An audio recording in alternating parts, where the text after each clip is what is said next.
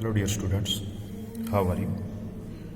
Dear students, last time हमने decimal को number के अंदर और नंबर्स को डेसिमल फ्रैक्शंस के अंदर लिखना सीखा था। आज का हमारा टॉपिक डेसिमल के अंदर कोई नंबर दिया गया है और उसको कॉमन फ्रैक्शन के अंदर लिखना है, यानी कि फ्रैक्शन जो लास्ट चैप्टर में हमने डिस्कस की थी उसके रूप में लिखना है। तो आज का काम अपना यही रहेगा। चलिए स्टार्ट करते हैं। काम किस तरीके से होगा ये देखते हैं। तो इसके लिए सबसे पहले एक चीज़ ध्यान में रखनी है, डेसिमल के बाद वाले डिजिट अपने को देखने होंगे।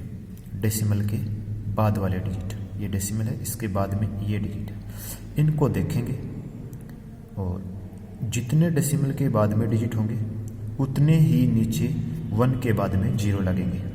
ठीक है, 1 के बाद में उतने ही 0 लगेंगे जितने डेसिमल के बाद में डिजिट होंगे। चलिए एक्सप्लेन करते हैं इसको किस तरीके से। इसको मेरे को कहा जाए कि इसको कॉमन फ्रैक्शन के रूप में लिखिए, मैं इसे इस तरीके से लिखूंगा। डेसिमल के बाद में जो डिजिट दिए गए हैं वो सारे लिखेंगे हम। यहाँ पर 07 दिया गया है तो 7 के आगे एक बार डेसिमल को भूल जाइए। यहाँ पर दिया गया है 07, तो अपने को पता है कि किसी भी नंबर के आगे 0 है तो उसकी कोई वैल्यू नहीं होती है। तो मैं इसको सीधा सिंपल 7 लिखूंगा और फ्रैक्शन का अपने को पता है बाय में कुछ नंबर आता है। ठीक है, अब इसके अंदर देखेंगे, हमने बात की थी डेसिमल के बाद वाले डिजिट को ही ध्यान में रखना है। तो डेसिमल के बाद में देखो कितने डिजिट हैं। डेसिमल के बाद में ओनली 1 डिजिट है और वो है 7। तो डेसिमल के बाद में जितने भी डिजिट होंगे उतने ही 1 के बाद में 0 लगाएंगे हम। जितने डिजिट उतनी ही 0। डेसिमल के बाद में जितने डिजिट उतनी ही नीचे 0 लगती है, यही होती है अपनी कॉमन फ्रैक्शन।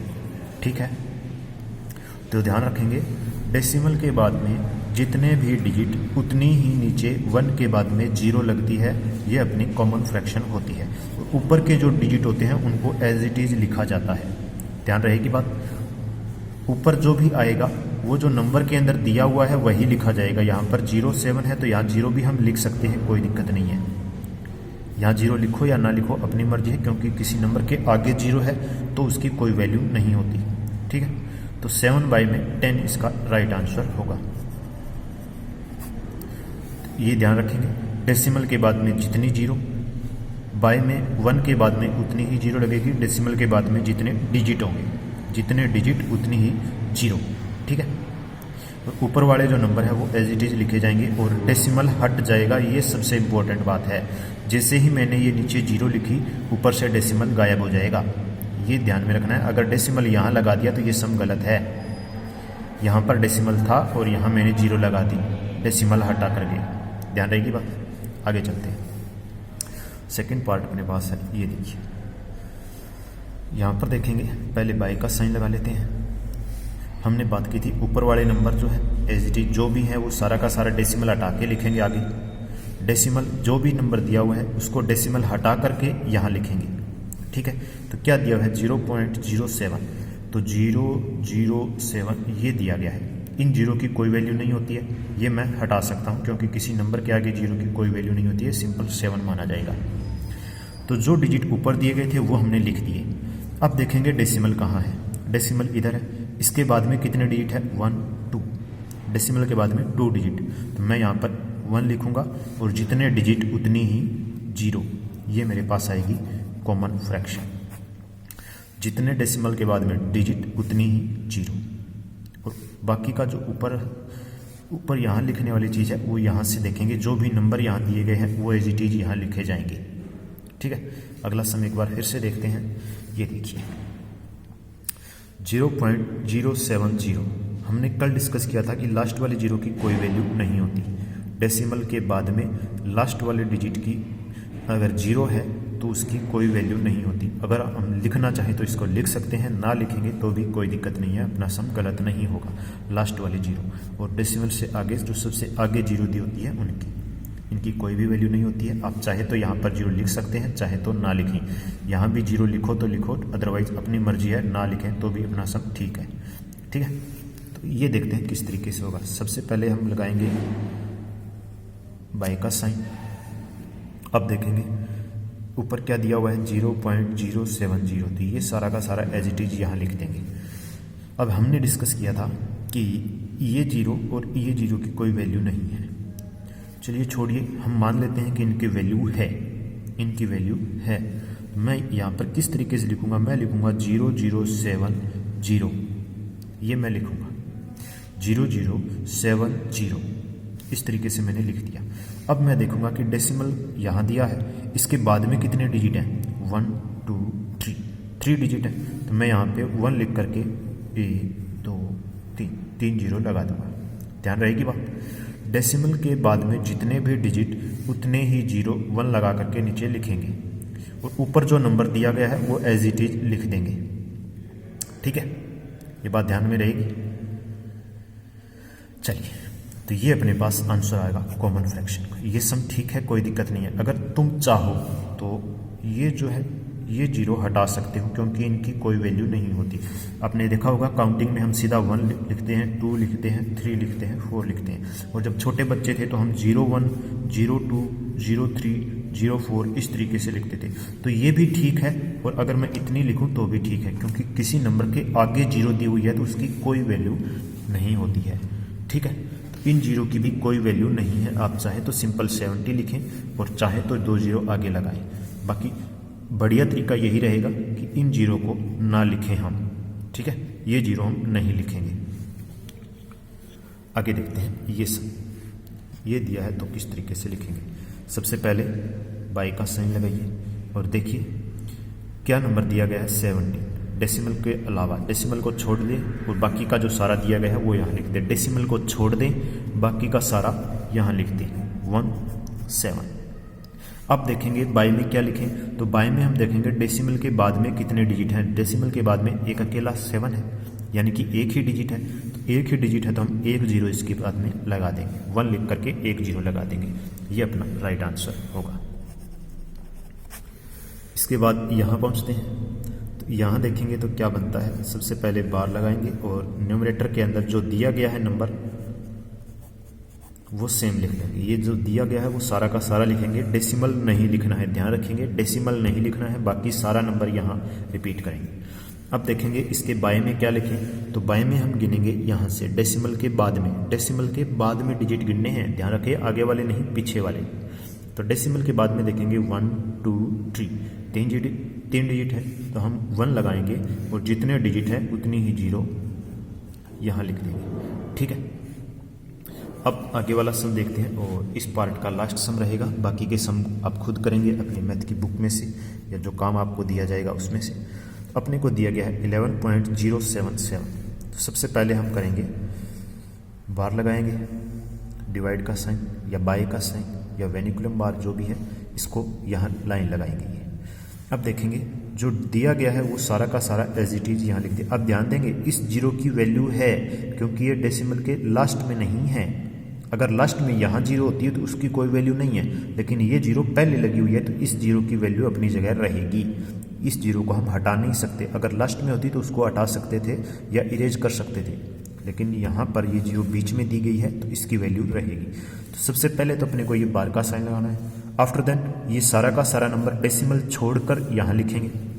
तो लिखेंगे इसको 11077, ये नंबर मैंने यहाँ लिख दिया। अब मैं देखूंगा बाई में क्या लिखूं, तो डेसिमल यहाँ है, इसके बाद में जितने भी डिजिट होंगे उतनी ही 0 मैं 1 के बाद में यहाँ लगाऊंगा। तो डेसिमल के बाद में 1 2 3 डिजिट है तो मैं लिखूंगा 1 2 3, जितने डिजिट उतनी ही 0 1 के बाद में बाई में लगेगी। ठीक है, तो इसी तरीके के सम होंगे और थर्ड सम जो है तुम्हारा इसी तरीके के ऊपर बेस्ड है, आप लोग खुद करेंगे। फोर्थ सम के अंदर हम देखेंगे क्या आता है। चलिए फोर्थ को डिस्कस करते हैं। इसी का ही अपोजिट होगा, ही अपने को इस तरीके से दिया हुआ मिलेगा, यानी कि फ्रैक्शन में दिया हुआ मिलेगा और कहेगा इसको डेसिमल में बताओ। फ्रैक्शन को हम डेसिमल में करेंगे, किस तरीके से करेंगे चलिए देखते हैं। तो ये सम है, कहता है write the fractions as decimal. Fractions को डेसिमल के रूप में लिखिए, फ्रैक्शन को डेसिमल के रूप में लिखिए। तो ये फ्रैक्शन मान लेते हैं मेरे को दी हुई है, इसको मैं डेसिमल किस तरीके से लिखूंगा। लास्ट सम में हमने डिस्कस किया था जितने डिजिट के बाद डेसिमल के बाद में जितने डिजिट होते हैं उतनी ही बाई में 0 लगती है। ये हमने डिस्कस किया था। अब उसी का ही उल्टा करेंगे, जितने जीरो नीचे होते हैं डेसिमल के बाद में उतने ही डिजिट रहेंगे। ये बात अपने को ध्यान में रखनी है। पहले सम में हमने क्या किया था, जितने डेसिमल के बाद में डिजिट रहेंगे उतनी ही जीरो हम बाय में लिखते थे। अब इसमें क्या करने हैं, जितनी जीरो बाय में लिखी हुई है, जितनी जीरो बाय में रहेगी उतने ही डिजिट डेसिमल के बाद में छोड़ने हैं। ध्यान रहेगा। तो इसको मैं किस तरीके से लिखूंगा, सबसे पहले तो ये 8 लिखेंगे, 8 ये जो डिजिट दिया हुआ है एज इट इज यहाँ लिखूंगा मैं। अब देखूंगा मैं मेरे पास जीरो कितनी है, तो मेरे पास जीरो एक ही है। लास्ट से यहीं से गिनना शुरू करेंगे, लास्ट वाले साइड से बिल्कुल, और इस साइड में गिनना। एक ही जीरो है तो मैं एक डिजिट यहाँ से देखूंगा 1, इसको छोड़ दूंगा और यहाँ पर डेसिमल लगा दूंगा। जितनी जीरो डेसिमल के बाद में उतने ही डिजिट, तो जीरो एक ही है तो ये डेसिमल यहाँ है और इसके बाद में एक ही डिजिट है, यहाँ मैं जीरो लगा दूंगा। ये मेरे पास आंसर होगा। ठीक है, ध्यान रखेंगे डेसिमल के बाद में जितने डिजिट उतनी ही जीरो लगाते थे हम, तो यहाँ पर भी यही होगा। जितने जीरो लगी हुई है डेसिमल के बाद में उतने ही डिजिट छोड़ेंगे, जितनी जीरो डेसिमल के बाद में उतने ही डिजिट छोड़ेंगे और पीछे से छोड़ेंगे। ध्यान रखेंगे पीछे से। चलिए अगला सम देखते हैं। ये दिया हुआ है, इसको मैं किस तरीके से लिखूंगा। सबसे पहले तो मैंने तुम्हारे को बताया, जो ऊपर न्यूमरेटर के अंदर नंबर दिया जाता है उसको एज इट इज लिखिए, लिख दिया। अब देखेंगे बाय में कितनी जीरो है। बाय में मैंने देखा सर एक ही जीरो है, तो एक ही जीरो है तो मैं इस साइड से लगूंगा और एक डिजिट छोड़ करके, जितनी जीरो उतने डिजिट छोड़ूंगा और फिर डेसिमल लगाऊंगा। एक जीरो है तो मैंने ये छोड़ दिया, इसके आगे डेसिमल लगाऊंगा मैं, तो यही मेरा आंसर होगा। ओके, अब नेक्स्ट सम पे चलते हैं। ये देखिए किस तरीके का है। सबसे पहले जो दिया गया है नंबर है वही लिखेंगे। अब देखेंगे जीरो कितनी है, जितनी जीरो डेसिमल के बाद में उतने ही डिजिट छोड़ने पड़ेंगे। तो कितनी जीरो है, 1 2, दो जीरो है, 1 2, दो जीरो है। इस साइड से लगेंगे 1 1 2, यहाँ पर कोई नंबर आएगा, कुछ भी नहीं है तो क्या करूँ मैं, यहाँ पर कोई नंबर आएगा फिर डेसिमल लगेगा, क्योंकि दो जीरो नीचे दी गई है तो डेसिमल के बाद में दो डिजिट बचेंगे। तो देखेंगे एक तो 8 दिया हुआ है अपने को ये, दूसरा मैं क्या लिखूँ, तो दूसरा मैं यहाँ पर जीरो लिखूंगा, 8 0 पॉइंट। अब इसके आगे जीरो लगा सकता हूँ मैं। अब देखेंगे इसको क्या अपना सही है। मैंने क्या कहा, जितने डिजिट, जितने जीरो नीचे होते हैं डिनोमिनेटर के अंदर, 1 के बाद में जितने भी डिजिट होंगे जीरो के रूप में, उतनी ही डिजिट छोड़ करके, पीछे से छोड़ करके डेसिमल लगेगा। कितने जीरो है, 1 2, डेसिमल के 1 2, ये दो मैंने छोड़ दिए और यहाँ पर डेसिमल लगा दिया। यहाँ पर एक अकेला 8 था तो मैंने पहले 8 लिख दिया, उसके बाद में जीरो, आगे जीरो लगाएंगे। पीछे वाली जीरो की कोई वैल्यू नहीं होती है, जीरो ये आगे लगेगी, क्योंकि दो डिजिट अपने को दिए हुए हैं तो दो जीरो आगे वाली साइड में लगेगी ये जीरो। ये ध्यान में रखनी है अपने को। एक सम और इसी तरीके का देखते हैं, ज़्यादा क्लियर होगा। ये देखिए ये सम मेरे को दिया हुआ है, इसके अंदर क्या करना है, सबसे पहले हम करेंगे यही डिजिट सेम लिखेंगे। मैंने ये सेम लिख लिया। अब देखूंगा मैं डिनोमिनेटर के अंदर 1 के बाद में कितनी जीरो है, तो 1 के बाद में 1 2, दो जीरो है, यानी कि मैं यहाँ से लगूंगा 1 2, ये दो डिजिट छोड़ूंगा और यहाँ पर डेसिमल लगा दूंगा। अब इसके आगे जीरो लगा सकते हैं। ठीक है, तो ये मेरे पास आंसर आएगा, ये मेरे पास आंसर आएगा। और ध्यान रखेंगे जितने जीरो नीचे डेसिमल के बाद में लास्ट में उतने ही डिजिट छोड़ने हैं, लास्ट में उतने ही डिजिट छोड़ने हैं। ये चीज़ अपने को ध्यान में रखनी है।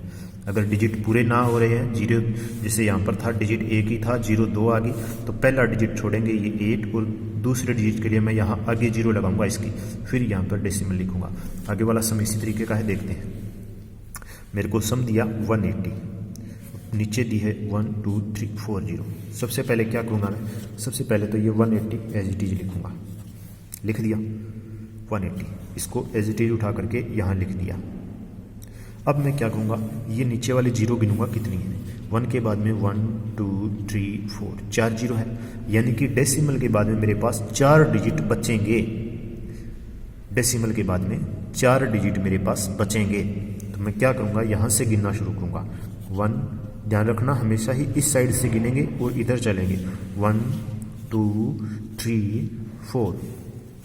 यहाँ पर कोई फोर्थ पार्ट आएगा और वो क्या आएगा मुझे नहीं पता, तो मैं क्या करूँगा, उसकी जगह जीरो लिखूँगा और यहाँ पर डेसिमल लगा दूँगा। यही मेरे पास आंसर होगा। ठीक है, यही मेरे पास सम थे। इसी तरीके के सम आपको काम में मिलेंगे, होमवर्क में मिलेंगे, आप लोग करेंगे। और किसी भी क्वेश्चन में दिक्कत आती है तो या तो वीडियो को दोबारा से देखिए, एक एक बात को समझिए, या फिर आप लोग मैसेज करेंगे। जिस भी सम में दिक्कत आती है उसकी फ़ोटो खींच करके आप लोग मैसेज में लिखेंगे और बताएंगे कि यहाँ पर प्रॉब्लम हुई है सर, क्या करें। ठीक है, चलिए एंजॉय कीजिए, अपना काम कीजिए और जितना भी काम दिया गया है उसको रिवाइज़ कीजिए। कल वाला भी रिवाइज़ कीजिए काम। इसी के साथ जय हिंद, जय भारत।